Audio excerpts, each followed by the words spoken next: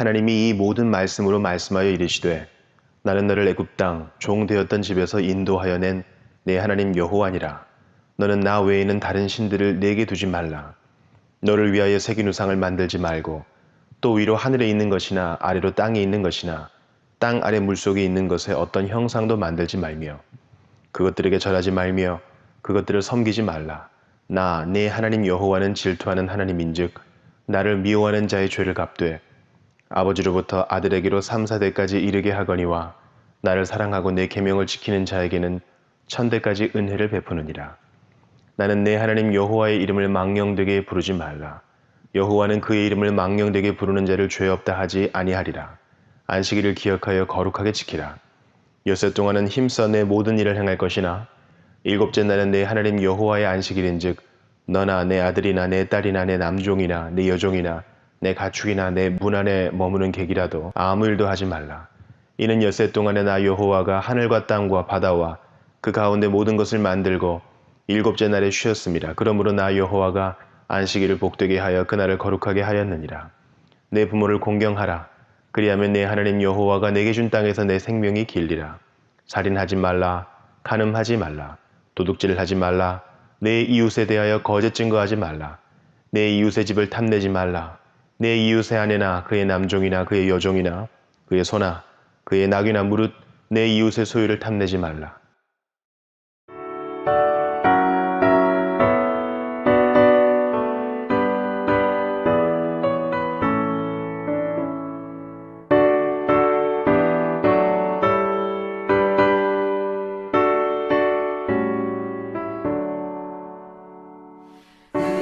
은혜로우신 하나님 우리 주 하나님 우주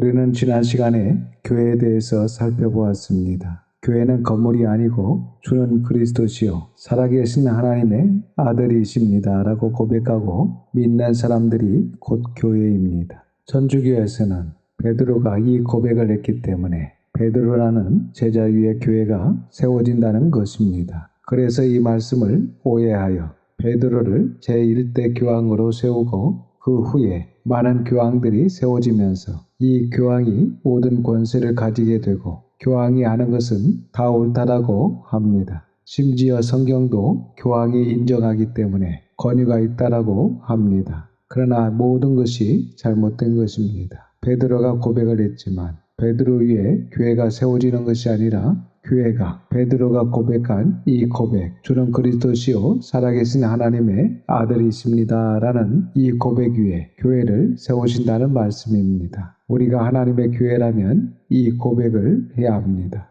우리가 하나님의 자녀라면 이 고백을 해야 합니다. 그리고 이 교회는 예수 그리스도의 교회입니다. 마태복음 16장 18절에 내가 이 반석 위에 내 교회를 세우리니 음부의 권세가 이기지 못하리라. 예수 그리스도께서 이 신앙 고백 위에 그 누구도 주인이 될 수 없는 예수 그리스도의 교회를 세우시겠다는 말씀입니다. 그래서 이 땅에 저와 여러분뿐만 아니라 수많은 성도들이 교회로 세워졌습니다. 또한 우리는 교회인 성도들이 모인 공동체를 교회의 공동체라고 하여 우리는 교회라고 말을 합니다. 그리고 우리가 하나님의 교회라면 우리는 세속화 될 수 없고 음부의 권세, 세상의 유혹과 공격에 무너지지 않고 세상과 마귀와 죄를 이길 수 있습니다. 그리고 우리 교회에 천국의 열쇠를 주셨습니다. 그래서 지옥의 문을 부수고 많은 영혼들을 천국으로 인도할 수 있으며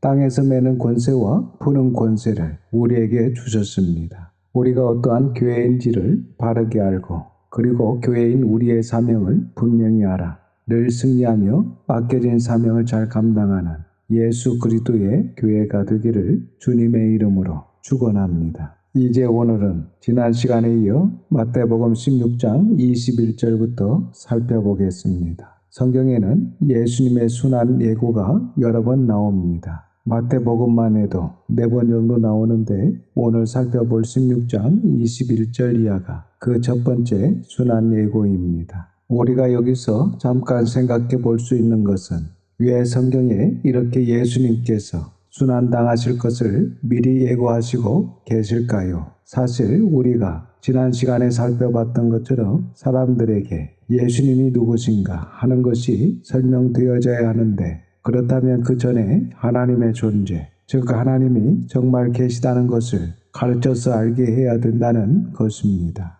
왜냐하면 하나님께서 계신지 안 계신지 그것도 알 수 없는 사람들에게 인간이 타락했다는 것을 어떻게 설명할 수 있겠습니까? 그리고 예수님께서 하나님의 아들이라는 것도 하나님의 존재 자체도 확실하지 않는 사람들에게 설명이 되지 않는 것입니다. 그래서 창세기부터 세계적으로 공부하여 하나님께서 정말 계신 것이 확실하구나. 이렇게 하나님께서 계시니까 인간이 존재하고 내가 있는 것이구나. 그런데 그 인간이 타락했다. 어떻게? 왜 타락했는가? 그리고 그렇게 타락했다는 사실이 현저하게 증명되어지고 비로소 나도 어찌 알 수 없는 죄인이라는 사실이 깨달아지고 마침내 예수님의 십자가 앞에 갔을 때 자기를 부정하고 죄사함 받아야 된다는 사실을 인정하게 된다는 것입니다. 즉 그분의 대속이 우리를 구속함이 진정한 복음이 되고 은혜가 되고 감격이 되고 믿어지는 것입니다. 그래서 예수님께서 이렇게 미리 자신의 십자가 죽으심과 부활하심을 예고하시는 이유도 바로 예수님의 죽으심이 갑자기 불의의 사고로 돌아가신 것이 아니고 철저하게 하나님의 섭리와 계획 가운데 돌아가셨다는 것을 강조하시기 위해서임을 알 수 있는 것입니다. 그러면 첫 번째 순환 예고인 21절 이하를 보겠습니다. 같이 읽겠습니다. 이때로부터 예수 그리스도께서 자기가 예루살렘에 올라가 장로들과 대제사장들과 서기관들에게 많은 고난을 받고 죽임을 당하고 제3일에 살아나야 할 것을 제자들에게 비로소 나타내시니 21절 본문에 줄을 치시고 순환예고 일이라고 적어 놓으시기 바랍니다. 본문에 나오는 장로들과 대제사장들, 서기관들은 당시 최고의 종교계 실력자들입니다. 그들에게 우리 예수님께서 많은 고난을 받고 죽임을 당하실 것을 제자들에게 예고하십니다. 하지만 그 죽음에서 제3일 만에 다시 살아나실 것도 말씀하시고 계십니다. 22절입니다. 베드로가 예수를 붙들고 항변하여 이르되 주여 그리 마옵소서 이 일이 결코 죽게 미치지 아니하리이다. 본문에 항변하여라는 말은 헬라어로 에피티마오입니다. 이 에피티마오는 원래 비난하다, 꾸짖다, 책망하다 이런 뜻입니다. 지난주에 살펴봤는데 앞에서 베드로가 놀라운 신앙 고백을 하지 않습니까? 그런데 베드로가 그렇게 놀라운 신앙 고백을 하고 나서 지금 예수님의 말씀에 베드로가 예수님을 책망했다는 것입니다. 그러니까 예수님께 지금 무슨 소리를 하십니까? 우리가 지금 당신만 믿고 모든 것을 다 버리고 따라왔는데 어떻게 이 결정적인 순간에 그런 약한 소리를 하십니까? 이런 일은 절대로 주님께 일어나지 않습니다. 우리가 있지 않습니까? 우리가 누굽니까? 이렇게 예수님을 책망하고 꾸짖었다는 것입니다. 23절을 보겠습니다. 예수께서 돌이키시며 베드로에게 이르시되 사탄아 내 뒤로 물러가라 너는 나를 넘어지게 하는 자로다.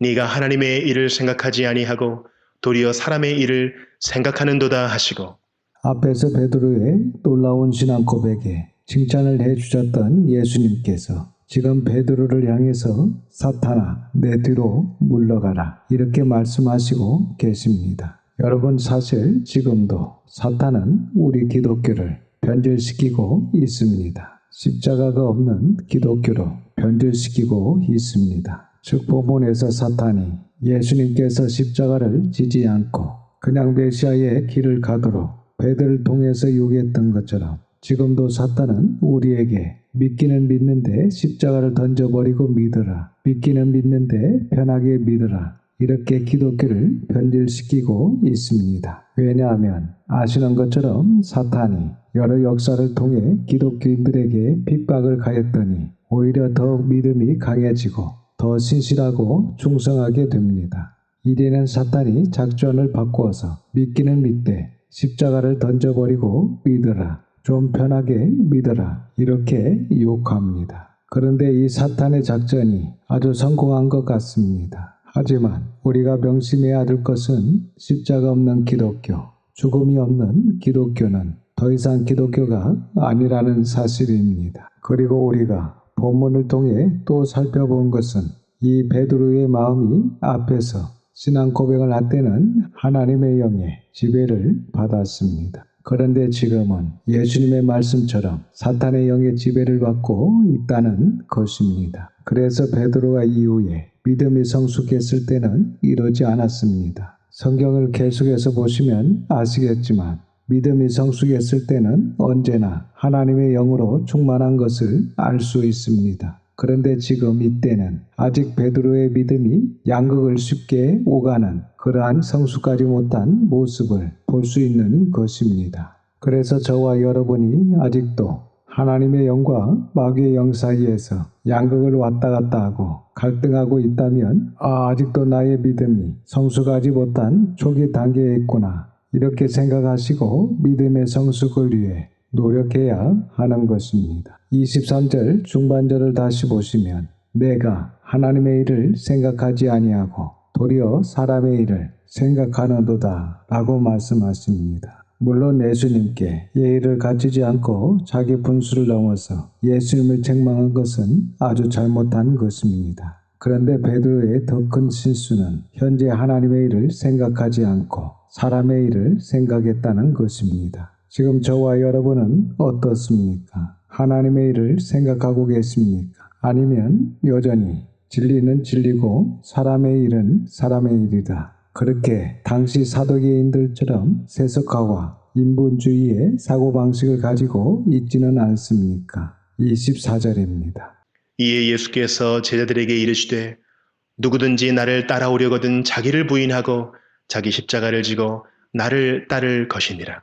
그렇습니다. 누구든지 목사, 장로, 권사, 집사, 성도, 청년, 학생, 어린아이 할 것 없이 교회를 언제부터 다녔든지 상관없이 누구든지 예수님을 따라오려거든 예수님처럼 자기를 부인하고 날마다 자기 십자가, 자기 사형틀을 지고 예수님을 따라야 한다는 것입니다. 그리고 중요한 것은 자기를 철저히 부인하고 예수님을 따라야 한다는 것입니다. 그러니까 자기 생각을 내세우고 자기 의견을 내세우면 안 된다는 것입니다. 철저히 나를 부정하고 하나님의 말씀에 따라가야 하며 하나님의 말씀에 순종해야 하는 것입니다. 25절입니다.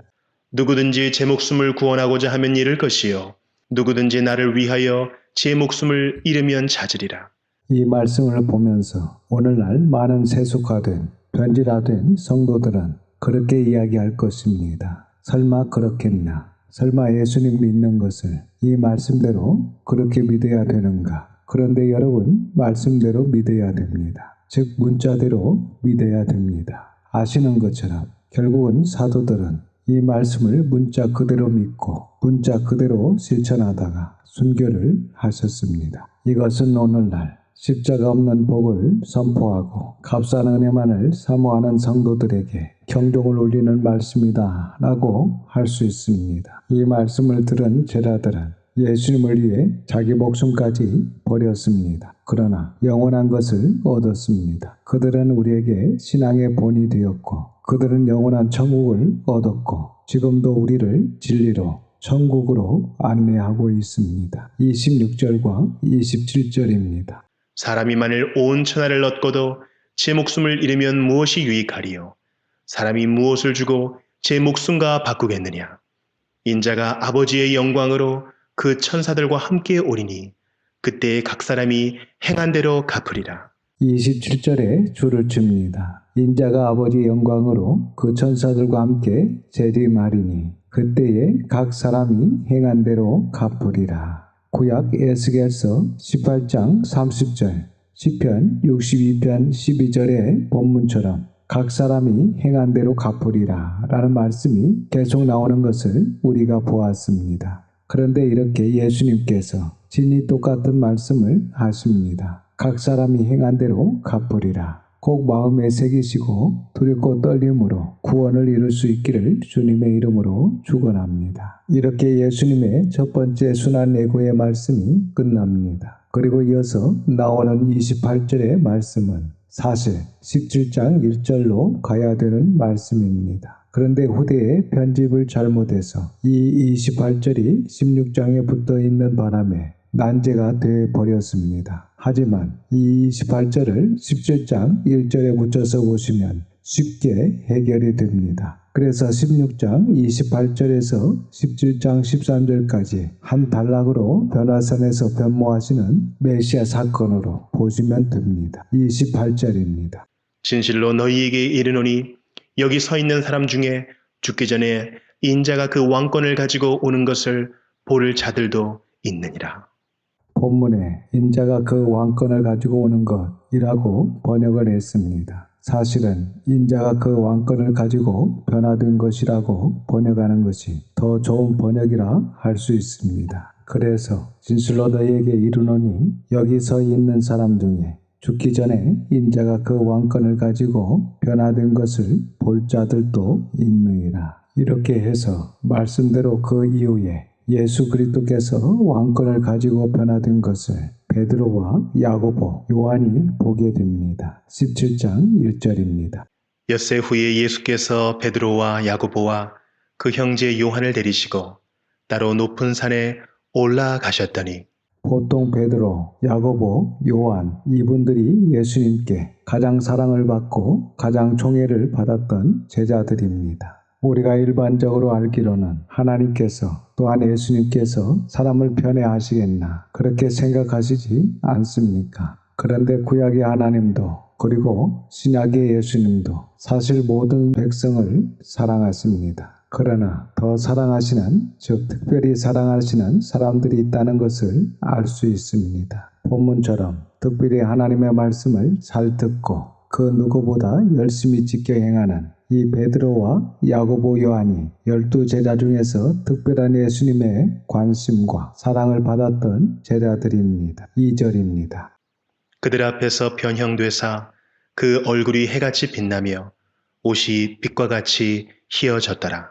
이 말씀이 우리에게 의미하는 바가 있습니다. 즉, 이 말씀은 마지막 나팔, 즉 7번째 나팔이 불려질 때 예수 그리스도의 강림이 있게 됩니다. 그 예수 그리스도의 강림 때에 죽었던 성도들은 순식간에 호련히 썩지 아니할 것으로 다시 살아나게 될 것이고, 그리고 살아서 주님을 맞이하는 성도들 역시 순식간에 변화되어서 빛나고 찬란한 모습으로 휴거를 맞이하게 될 것을 성경은 말씀하시고 있습니다. 바로 이 말씀이 그 휴거의 모델, 휴거할 때 모습의 모델을 보여주는 그러한 말씀이다라고 할 수 있습니다. 그래서 우리의 부활과 우리의 변화와 우리의 휴거됨을 보여주는, 특별히 우리가 휴거되었을 때에 어떠한 모습으로 변화될 것인지를 보여주는 그러한 중요한 단서를 제공하는 말씀이다라고 할 수 있습니다. 하지만 이 말씀도 베드로와 야고보, 요한이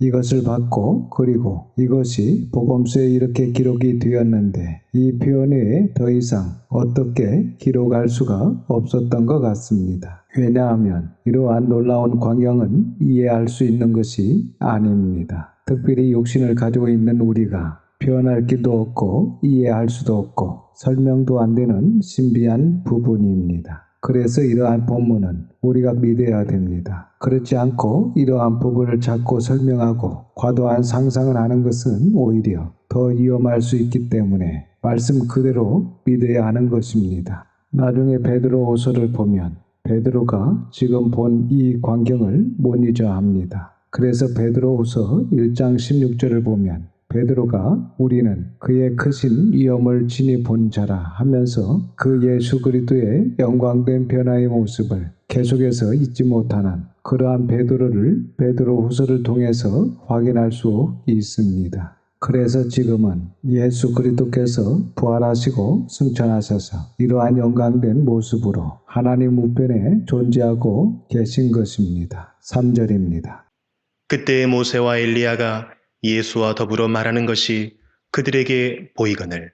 본문에 모세와 엘리야는 구약을 대표하는 선지자들입니다. 즉 구약의 율법과 구약의 선지자의 대표격에 해당하는 분이 모세와 엘리야입니다. 그런데 변화되신 예수님께서 구약을 대표하는 모세와 엘리야와 같이 대화하셨다는 것은 바로 예수님이 구약에서 예언된 그 메시아이시다, 이러한 것들을 증거하는 것이라 볼 수 있습니다. 그리고 또 한 가지 생각해 볼 수 있는 것은 모세와 엘리야 그리고 예수님께서 무슨 대화를 하셨습니다. 본문에는 그 내용이 나오지 않는데 누가복음에는 무슨 대화를 하셨는지 기록되어 있습니다. 누가복음 9장 28절 이하를 보시면 이 본문의 말씀과 동일한 변화산 사건을 기록하고 있는데 누가는 좀 더 자세히 기록하고 있습니다. 누가복음 9장 31절입니다. 영광 중에 나타나서 장차 예수께서 예루살렘에서 별세하실 것을 말할세.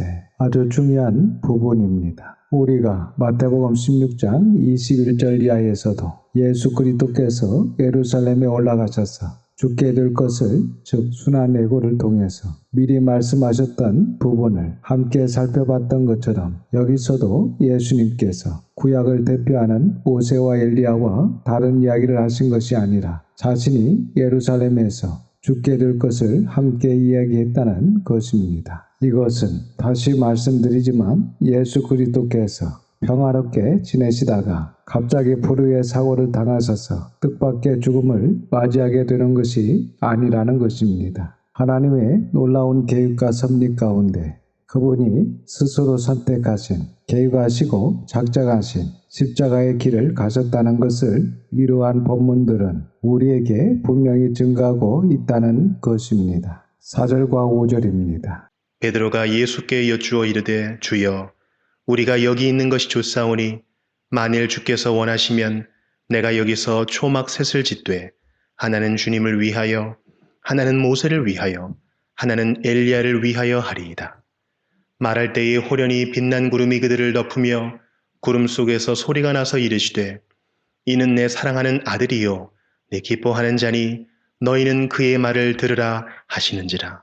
5절의 말씀은 예수님께서 세례 요한에게 세례 받으실 때도 이러한 하나님의 음성이 들려온 적이 있었습니다. 그 말씀에 좀 더 추가된 것이 너희는 그의 말을 들으라라는 말씀입니다. 그래서 역시 하나님의 말씀을 듣는 것이 가장 중요합니다. 앞에서 예수님께서 세례 요한에게 요단강에서 세례를 받으셨을 때 설명을 드렸습니다. 이 구절은 예수님께서 하나님의 아들이시라는 증거이자 곧 예수 그리스도의 지상 통치권을 의미합니다. 즉 하나님의 지상 통치권이 예수 그리스도께 위임되어서 이 시점으로부터 예수 그리스도가 이 땅의 지상 통치권을 위임받은 그러한 위임식이자 선포라고 할 수 있습니다. 그래서 이때로부터 예수님께서 지상 통치권, 지상 왕권을 가지게 되십니다. 그래서 그 왕권을 가지고 현재 변화된 모습을 세 명의 제자들에게 보여주셨던 것입니다. 그래서 16장 28절에서 인자가 왕권을 가지고 오는 것을 볼 자들도 있을 것이다 하셨을 때에 그 왕권이 바로 이 왕권입니다. 그래서 다시 말씀드리지만 16장 28절은 17장 1절로 와야 하고 이 말씀은 변화산 사건을 통해서 분명히 어떠한 뜻인지 알 수 있는 것입니다. 즉 16장 28절 말씀이 베드로와 야고보, 요한 앞에 나타난 변화산 사건을 통해서 이루어졌다는 것도 우리가 명확하게 알 수 있습니다. 그렇게 되면 16장 28절 말씀은 더 이상 난제가 아닌 것입니다. 6절에서 9절입니다. 제자들이 듣고 엎드려 심히 두려워하니 예수께서 나와 그들에게 손을 대시며 이르시되 일어나라 두려워하지 말라 하시니 제자들이 눈을 들고 보매 오직 예수 외에는 아무도 보이지 아니하더라.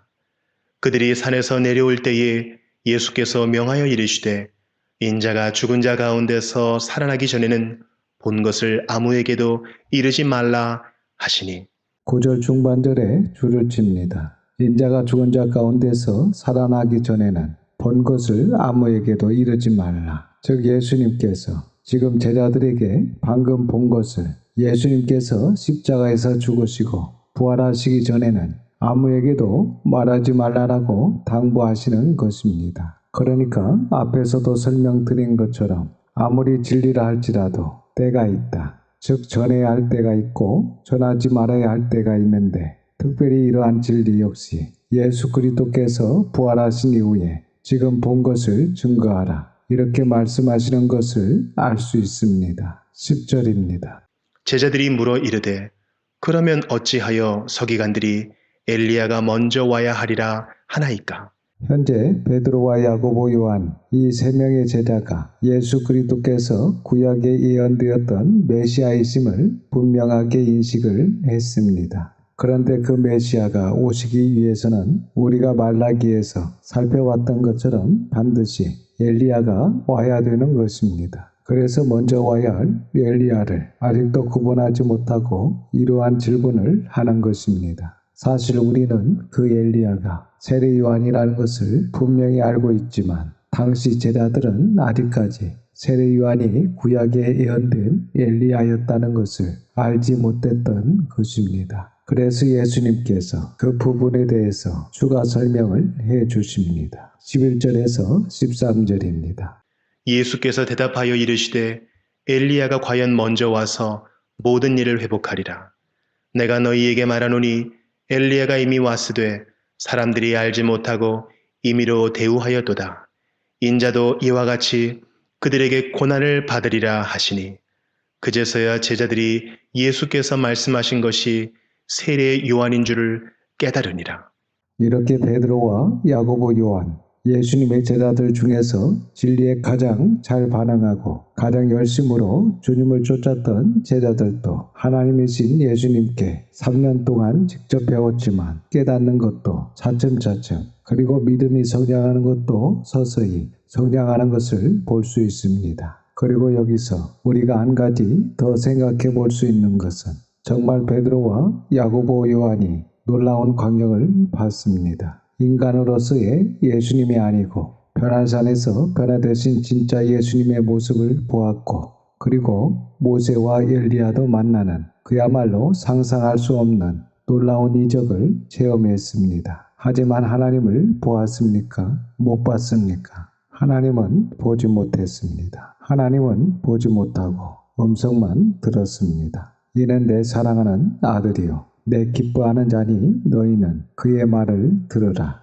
이렇게 하나님의 음성만 들었다는 것입니다. 그래서 이 본문뿐만 아니라 성경 전체는 우리에게 이렇게 가르쳐 줍니다. 하나님 아버지는 육신을 가진 인간이 볼 수 없는 분이다. 그렇게 결론을 짓고 있습니다. 그런데 오늘날 성도들이 얼마나 하나님의 얼굴을 보려고 부르짖고 때를 쓰는지 모르겠습니다. 하지만 보신 것처럼 성경은 하나님은 볼 수 없는 분으로 결론짓고 있다는 것입니다. 대신 누구를 보내주셨고 누구를 보여주셨습니까? 바로 예수님을 보여주셨습니다. 그런데 이제는 예수님도 안 보여주십니다. 왜냐하면 이제는 완벽하리만큼 하나님의 계시가 완성된 성경 66권의 말씀이 다 기록되었기 때문입니다. 그런데 성도들이 하나님을 안 보여주시니까 이제 예수님이라도 좀 보겠다고 보채는데, 사실 말씀드렸듯이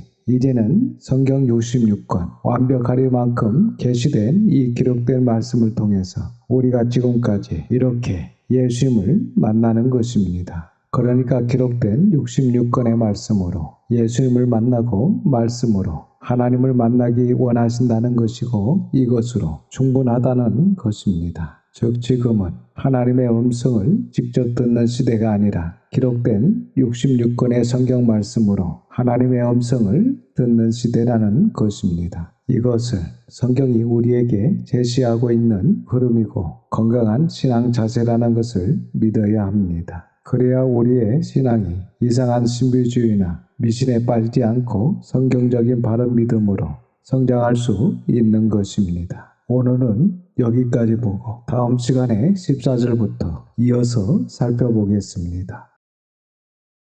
기도하겠습니다. 아버지 하나님, 아버지 하나님의 거룩하신 이름을 찬양합니다. 오늘도 귀한 말씀을 통하여 하나님의 뜻을 깨닫게 하시고 은혜를 더하여 주시니 감사를 드립니다. 이 시간 베드로처럼 하나님의 일을 생각하지 아니하고 도리어 사람의 일을 생각하는, 여전히 진리는 진리이고 사람의 일은 사람의 일이다. 그렇게 당시 사두개인들처럼 세속화와 인본주의적 사고방식으로 신앙생활하고 있지는 않은지 돌아보게 하시고, 혹이라도 그런 마음으로 신앙생활을 하고 있다면 저희들을 불쌍히 여겨주시고 속히 성경적인 믿음으로 하나님을 기쁘시게 하는 자들이 다 될 수 있도록 인도하여 주시옵소서. 또한 주님의 고난에 대해서 한 번 더 새겨보는 시간이 되게 하시고, 주님께서 마지막까지 교훈하신 진리의 말씀들을 마음판에 새기고 두렵고 떨림으로 온전한 성화 구원을 위해 힘쓰는 자들이 다 될 수 있도록 성령님의 충만함을 더하여 주시옵소서. 이번 한 주간도 모든 것을 의탁하옵고 감사드리오며 우리 구주 예수님의 이름으로 기도드립니다. 아멘. 지금은 우리 구주 예수 그리스도의 은혜와 그 풍성하신 아버지 하나님의 사랑하심과 성령님의 감화감동 위로하심이 우리에게 주신 성경 66권의 말씀으로 하나님의 말씀을 들으며 순종하며 전하며 살고 하나님의 영광에 참여하고자 소망하는 성도들과 자녀와 가정에 함께 하시기를 예수님의 이름으로 축원하옵나이다. 아멘.